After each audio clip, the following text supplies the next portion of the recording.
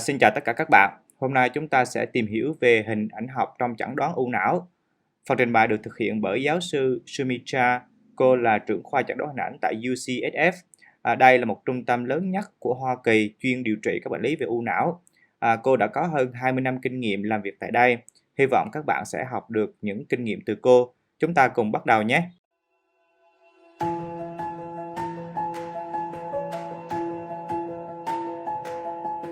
We're going to move on into imaging.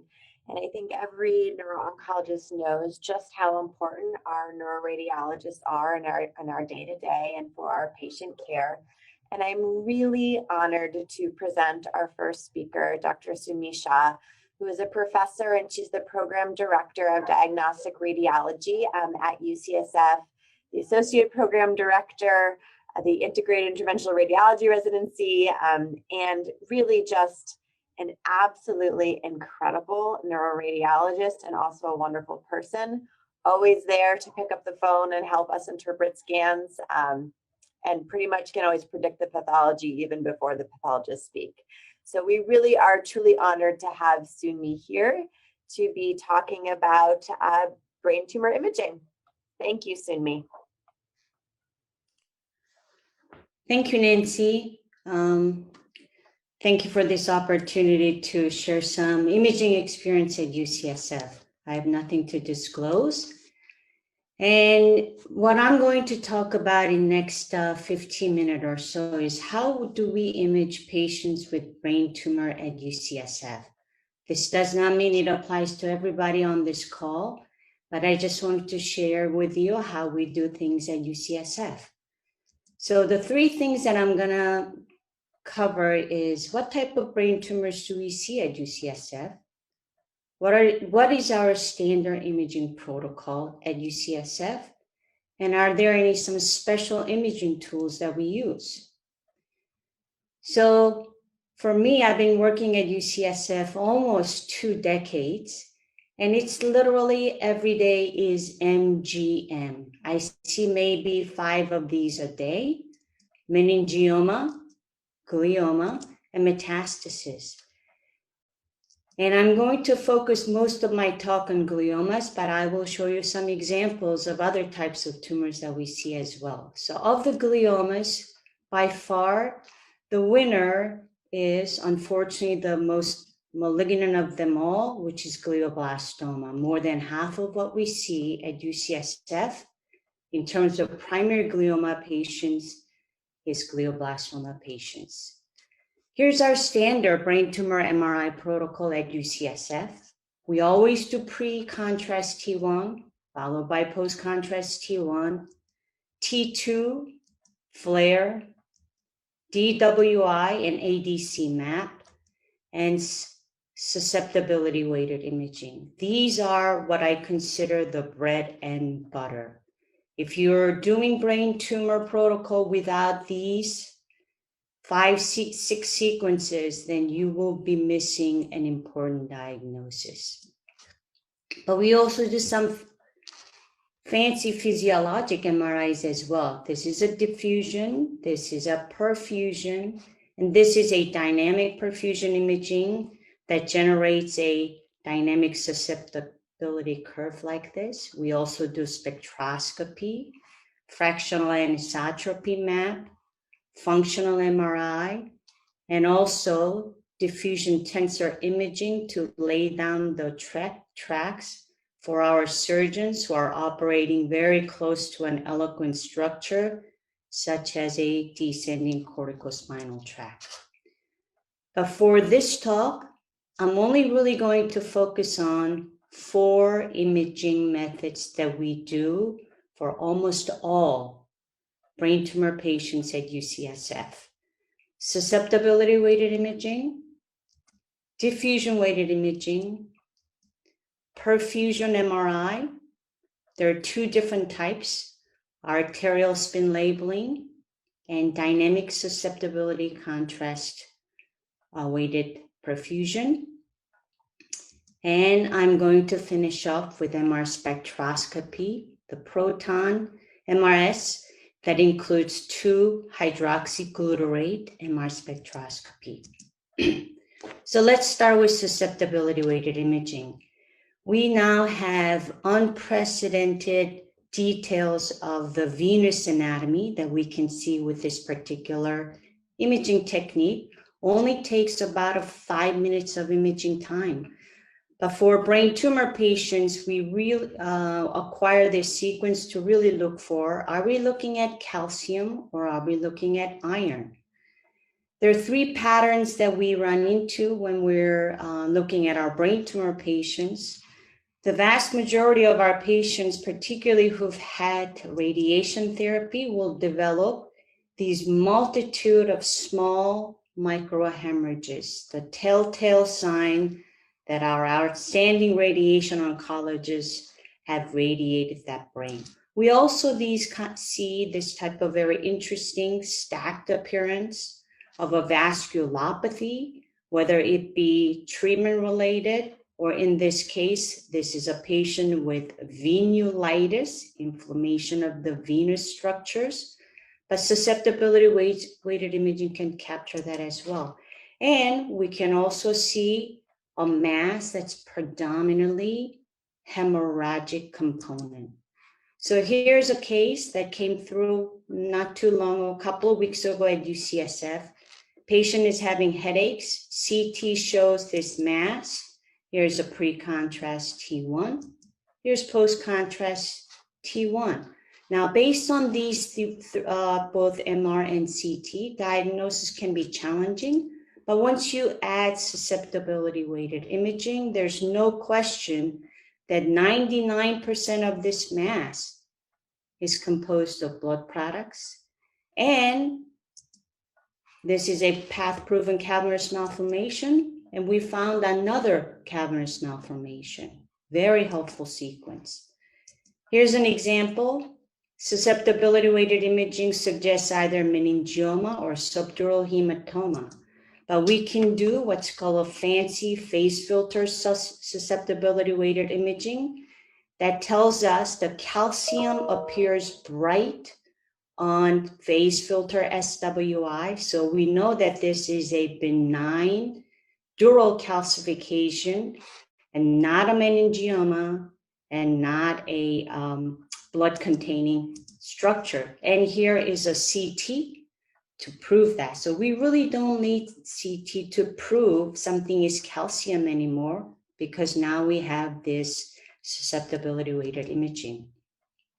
Here's a patient who was radiated multiple times for ependymoma.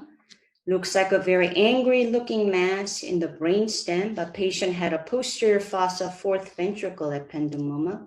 Once you add the susceptibility weighted imaging, these are numerous microhemorrhages associated with radiation therapy, and this is radiation necrosis. Moving on to DWI, this is a critical sequence for us. It tells us something that no other sequence can show us. And there are really 3 patterns of DWI that we look for in patients presenting with brain mass. And here are the 3 patterns: homogeneously reduced diffusion, and diffusion that disappears in the background, and lesions that have leading edge reduced diffusion. So let me show you an example. Here's a gentleman who was given to us, came to our imaging center saying that patient has a right frontal glioblastoma. But once you add diffusion and ADC map, the whole rim enhancing lesion is homogeneously reduced diffusion. This is hallmark pathognomonic of an intracranial abscess. So this is what you're seeing there. Another example of a patient who came to our institution from outside with a diagnosis of left parietal glioblastoma.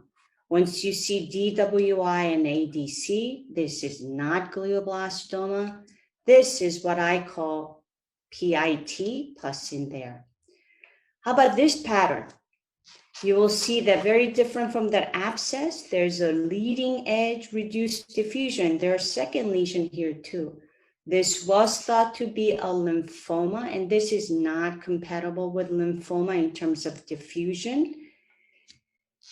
And just to show you the difference between how hard this can be, one of these patients had brain tumor, very difficult to tell. But once you add DWI, you know that this leading edge reduced diffusion in a rim enhancing mass, this is very, very suggestive of tumefactive demyelinating lesion. And this was indeed biopsied by one of our surgeons and proven for that. So difference between glioma, and this happens to be a very low-grade glioma, and this is a tumefactive demyelinating lesion. You could see a very different pattern of diffusion that helps us really drill down, are we looking at brain tumor or are we looking at brain tumor mimic? Two different patients, very similar looking post-con and flare. Once you add DWI, there's no mystery. This patient at the top has glioblastoma. This patient at the bottom has intracranial abscess or pus in there. How about this patient? Post-contrast, flare, diffusion is homogeneously reduced. This is a primary CNS lymphoma. How about this patient? This patient it's an adult patient who also had a history of colon cancer and presented with this hemispheric left cerebellar mass. So big differential here, obviously, with somebody who had systemic cancer as metastasis. But once you add diffusion-weighted imaging, this homogeneously reduced bulky solid tumor is not the most typical appearance of a metastasis. This really raises the possibility of a highly cellular tumor. Indeed, this was a medulloblastoma and not a metastatic cancer. How about this young lady? She was thought to have a stroke because DWI and ADC maps showed very homogeneously reduced diffusion. But in fact, this is a diffuse glioma IDH wild type. And whenever we see a non-enhancing mass that looks like glioma, we go and look for DWI and ADC map. And if indeed this non-enhancing mass is reduced, this is a telltale sign of most likely a highly aggressive malignant glioma. Move on to perfusion. We do two different types of perfusion, the dynamic contrast enhanced, and we also do non-contrast enhanced arterial spin labeling. Here's a patient who had an inflammatory CSF, thought to have some type of inflammatory changes or vasculitis or some type of inflammatory process in the brain. But once you add ASL perfusion, this is a hypervascular solid mass. This is glioblastoma. But this patient has a very solid enhancing pre-contrast, post-contrast. DWI is not reduced, so this is not a cellular mass. So there's some differential for this cerebellar mass. It's clearly not medulloblastoma because it's not reduced on diffusion, but once you add perfusion, we know that this is a highly vascular mass, and this is a hemangioma. Blastoma. How about this patient? Patient had anaplastic oligo, received Avastin. Now that's the DWI appearance. Is this a tumor or what is this? Here's ADC map to prove that this is true reduced diffusion. We see this quite often post Avastin therapy, but once we add perfusion, we know that there is no vascularity there. This is a dead brain tumor, and this is a tumor necrosis that we're seeing as a completely void of blood flow or blood volume in that region. This is a patient who had a glioma that appears to have more symptoms. Now you look at flare and post-con. Doesn't look like there's too much going on other than this mass-like flare. However, we know that patient had this diagnosis called diffuse glioma IDH wild type. And as you know, this is not a very good diagnosis because there's high malignant potential. But once you add perfusion, there's no question that the anterior lump of that flare lesion is actually a live tumor. And this is indeed a path-proven recurrent diffuse glioma IDH wild type. We also use perfusion to figure out, is this something good tumor or neutral tumor or malignant tumor? Both patient has a right frontal tumor. Here's T2, they look very similar. But once you add perfusion, you know that the patient at the bottom has a true increase in blood volume within that tumor. And these are both path-proven grade 2 versus grade 3 astrocytoma. And I'm going to finish off with proton MR spectroscopy. This is a super powerful technique. What you're looking at here is a normal spectroscopic appearance of a normal brain. At 2 parts per million, we see robust N-acetylaspartate, the neuronal marker, and about half as high is the choline, normal, and we use creatine as our internal reference. And this is it takes about 2 minutes of our scanning time to get an image like this. And there are 4 patterns that we look for in brain tumor patients: the proliferative, hypoxic, infectious, and necrotic. So what do I mean by that? So proliferative, we look for high levels of choline. In hypoxic, we look for this very distinct doublet of lactate at 1.3 ppm. For infectious, we look for all these very interesting molecules, amino acids, acetate, alanine, and look at how very low choline is. So this is a process, not a proliferative, but a process that's harboring infectious material. And then in the last category is a big peak around 0.9 to 1.3. So this is a peak that both encompass lactate as well as lipid. And you'll see that there's hardly any choline left here. NAA is pretty low as well. So this is what we see, for example, with radiation necrosis. So some real life examples. This patient was told that he had a brain metastasis, not just 1, but 2. But the patient said, but I don't have a systemic cancer. So patient came to UCSF and we imaged and we put a spectroscopy. And to our surprise, the choline was not really elevated. The NAA was down, but there was undeniable lactate peak. And again, NAA is down, the lactate peak, although not specific for this entity, but putting this together, the fact that choline is not elevated, that this is not going to be a true proliferative cancer process. And this is a path-proven demyelinating lesions.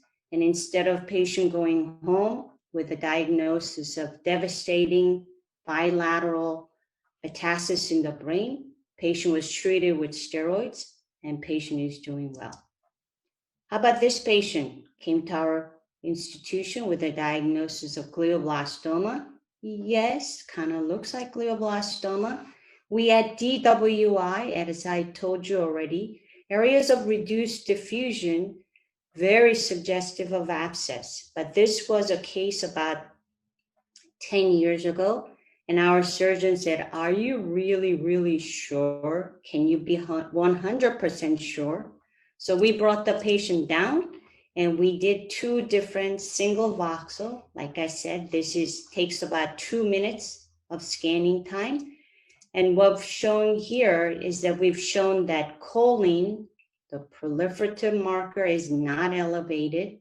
Instead, we got acetate, we got lactate, we got amino acids, and we got alanine.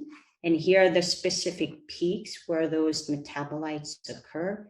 And this is very, very characteristic of an intracranial abscess, which this was.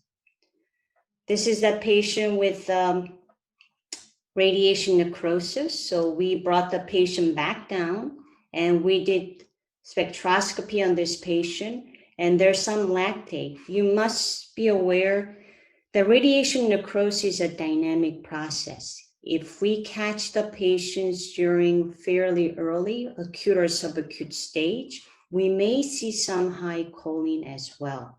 But the real key is to pay attention to the lactate and look at the NAAP. There's some NAA, which is a neuronal marker, that is still there. So it shows you that this is going to be more of a radiation necrosis.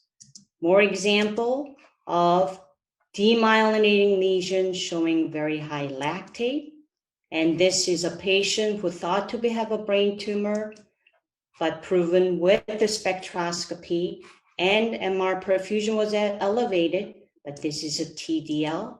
Here's a patient with radiation necrosis, predominantly showing you lipid. One last example is 2HG, and this is an oncometabolite for diffuse IDH mutant tumors such as this. And we can actually do this. Here's a patient who we followed for almost 2 decades with growing lesion. Our outstanding researchers did 2HG spectroscopy and found it. And our surgeons, Dr. Berger, took the patient, I believe, to the OR. And this is an oligodendroglioma IDH mutant.